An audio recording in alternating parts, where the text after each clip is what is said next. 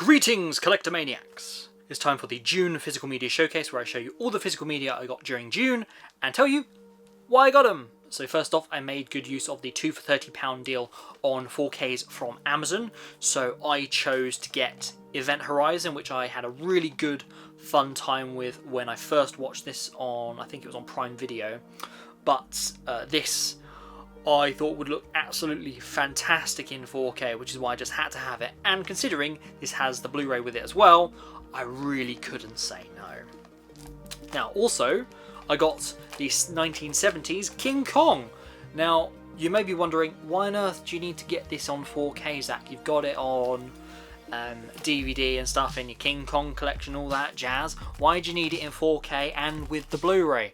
Now, fun fact, I am obviously a big Godzilla fan and subsequently a very big King Kong fan. This had to be added to the collection for the sheer fact that this has the TV extended broadcast cut of this movie, which increases its runtime to 192 minutes.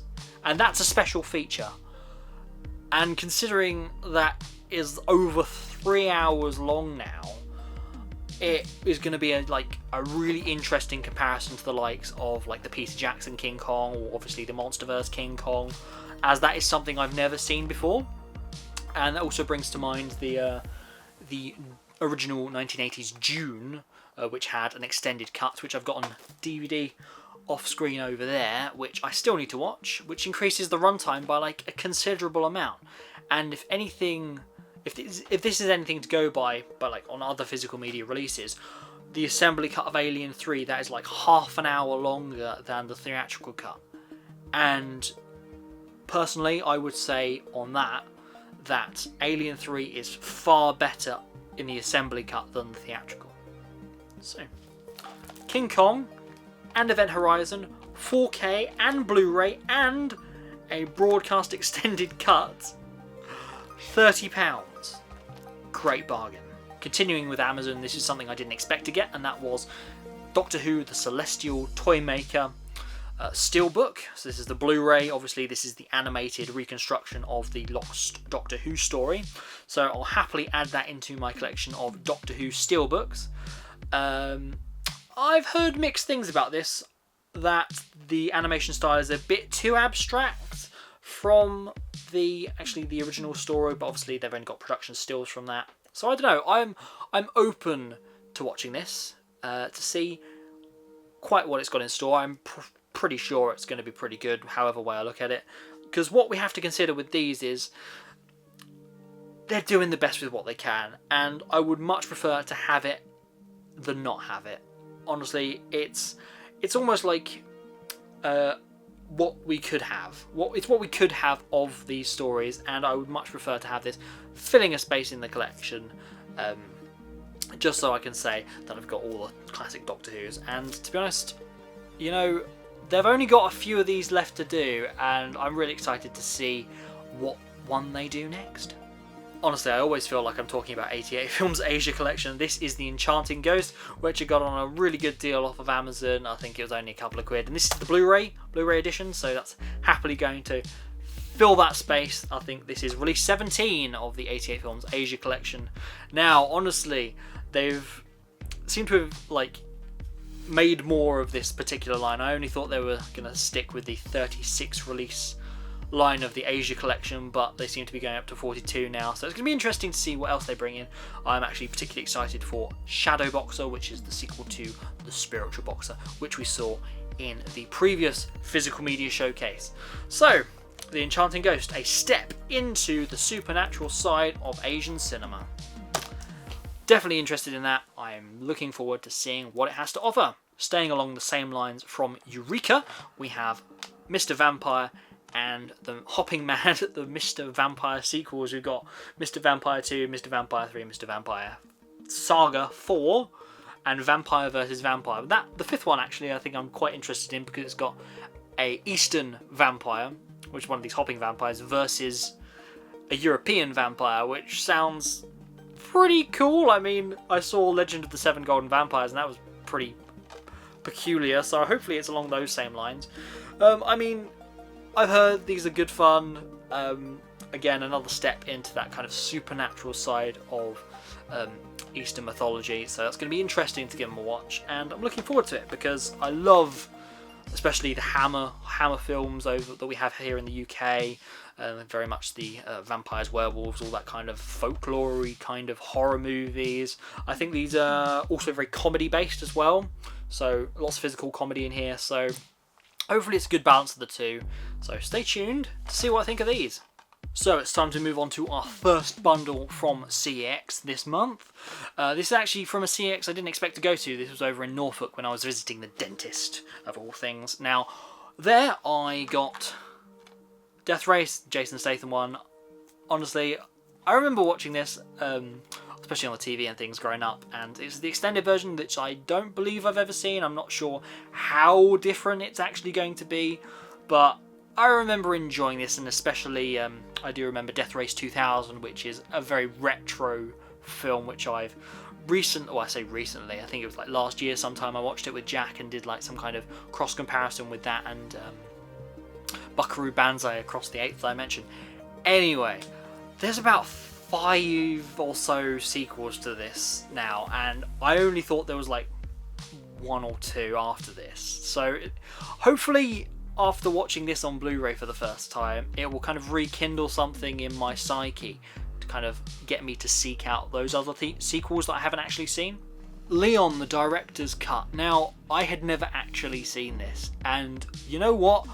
I was not disappointed. I never actively looked to go and see it until I spotted it in this particular CEX trip, and it was like £4 on the Blu-ray. I didn't really want to fork out the money to get the 4K version of this, but having now watched this, I would definitely say I would get the 4K upgrade. I'm not looking to get that in the immediate future. Fun fact, I actually got a Laserdisc. Yeah, I kid you not, a Laserdisc of this just by happenstance this month. So Leon, really good movie, can't recommend it enough. If you like your John Wick assassin films, but potentially with a bit more heart, definitely watch Leon. Alright, so here's an interesting one for you. The 88 Films Italian collection, Killer Crocodile 2. Now, you must be asking, Zach, why didn't you get Killer Crocodile 1 from the 88 Films Italian collection? And that is because they made a major, and I mean major, pricing cock-up at this particular CEX, and it's probably, I imagine, nationwide on this particular release, because this and its predecessor were released as like a special limited edition double pack, and you can get that still off of Amazon for around the £20 kind of mark for the 2 films. Now, obviously, these are films that I wanted, but having the first one priced at £20 and this one priced at 12, that would have put the actual price level of just getting the 2 films over £30, which for a Blu-ray, and considering it's something I haven't actually seen before, you know what, I didn't want to pay like that when I could have had it new for like 20. So I just got the second one because I thought, why the heck not? I mean, look at it, it's got a giant crocodile on it. I love my giant monster movies, honestly. So yeah, Killer Crocodile 2. It promises a lot from the back of this, so I hope I'm not disappointed. But I've definitely got to catch the first one before I can watch it, so 101 Films Cult Collection. This is Delta Force 2. Now, I have absolutely no idea where I can get Delta Force 1, or maybe it's just called Delta Force. It might be just called Delta Force, actually. But this is obviously a Chuck Norris film. Now, my experience with Chuck Norris, honestly, I haven't actually seen that many Chuck Norris films other than Way of the Dragon and Invasion USA, which is another 88 Films collection. Zach, shut up about 88 films. So, Delta Force 2, Chuck Norris, action movie, something I know relatively nothing about, so hopefully it'll be a little treat to add into the collection. Titan AE. So I have faint memories of this growing up, and this was in like the £1 section of CEX, so I thought it was definitely worth a punt to get for £1, because I have a little action figure that is from this movie, and that looks really cool. I think it's called a dredge? Tell me if I'm wrong.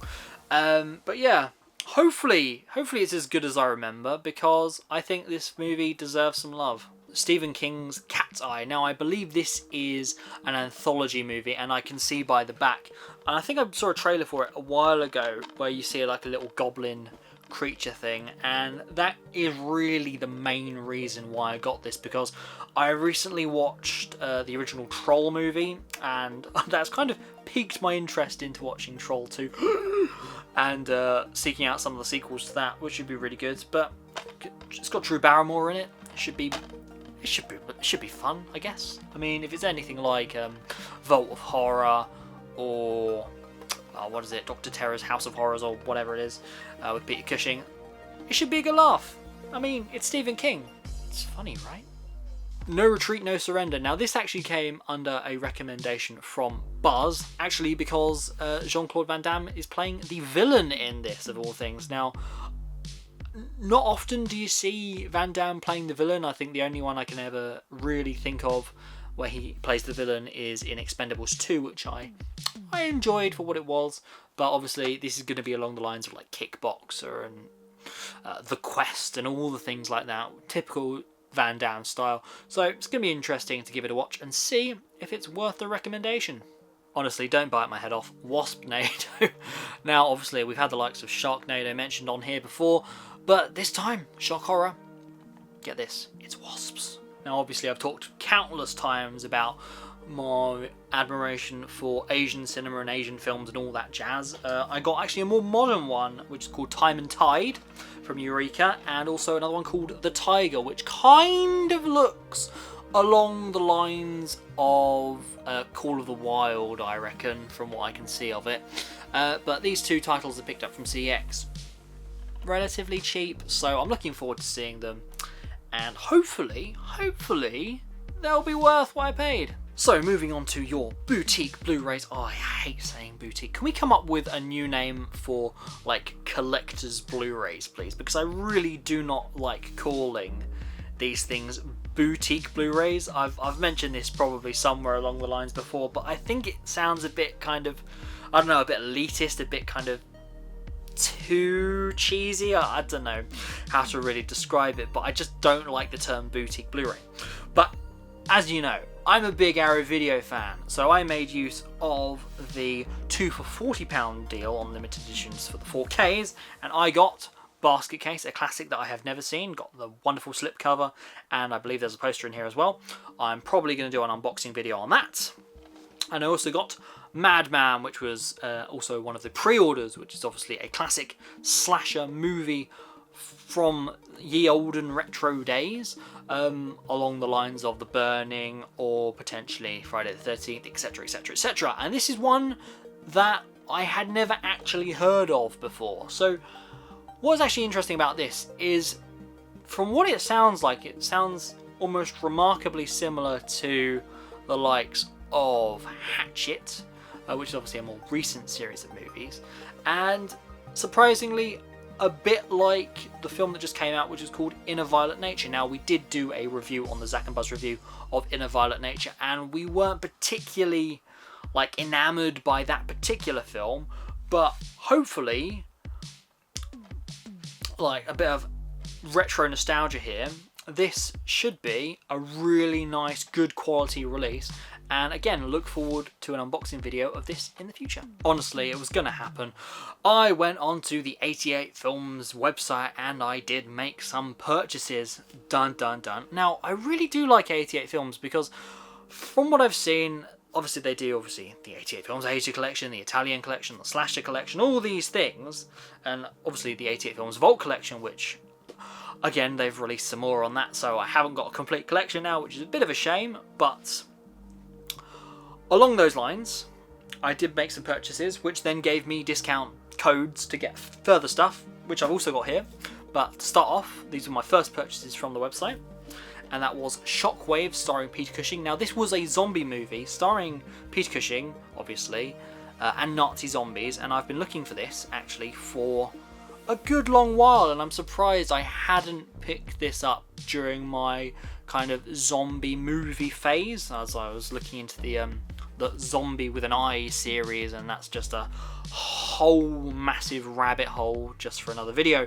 But this one, I've heard good things, and I haven't really seen much of it, other than obviously it's got these Nazi zombies and there's some kind of, I think it's set on mostly a boat or something.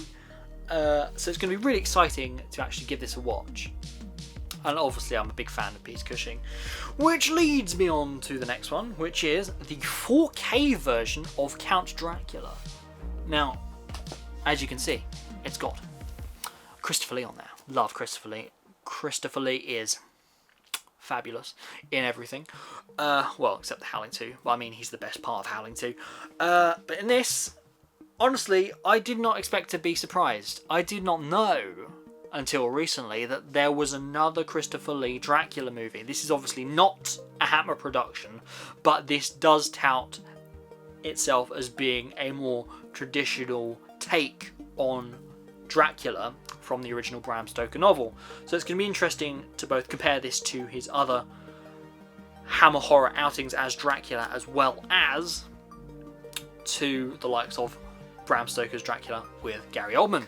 So stay tuned for an unboxing of this. So I made 3 more purchases off of the 88 Films website, and at a massive discount, I think I got these for a couple of quid each.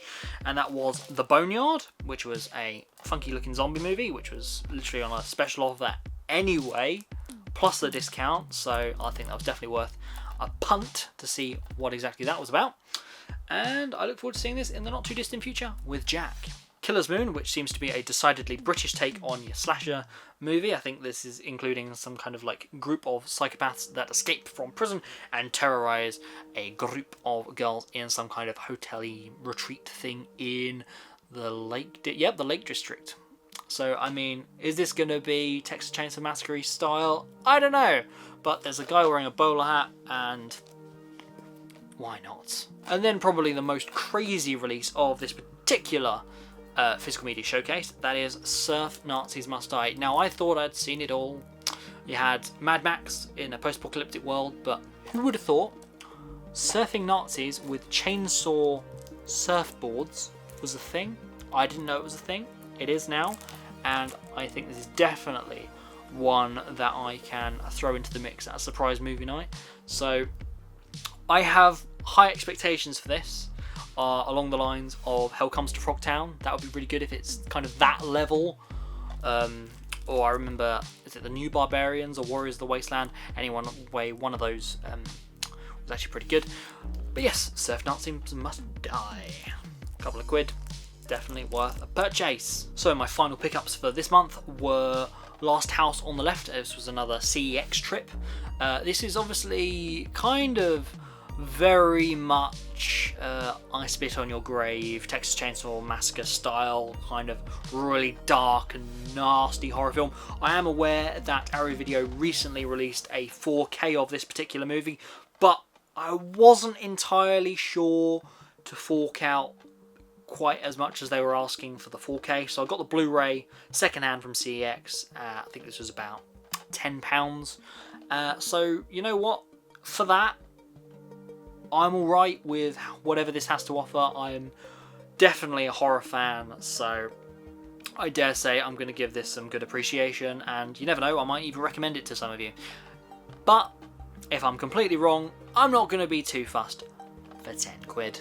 And finally, we have the Sherlock Holmes collection featuring Jeremy Brett as probably my favourite Sherlock Holmes. This is the complete collection of him as Sherlock Holmes in a massive box set. This was £12 from CEX secondhand, and considering I looked on Amazon after the fact, and I think it was working out around the kind of £30 to £40 mark for this box set, I think it was definitely a good steal for £12, considering that it's got 39 hours worth of Sherlock Holmes on here.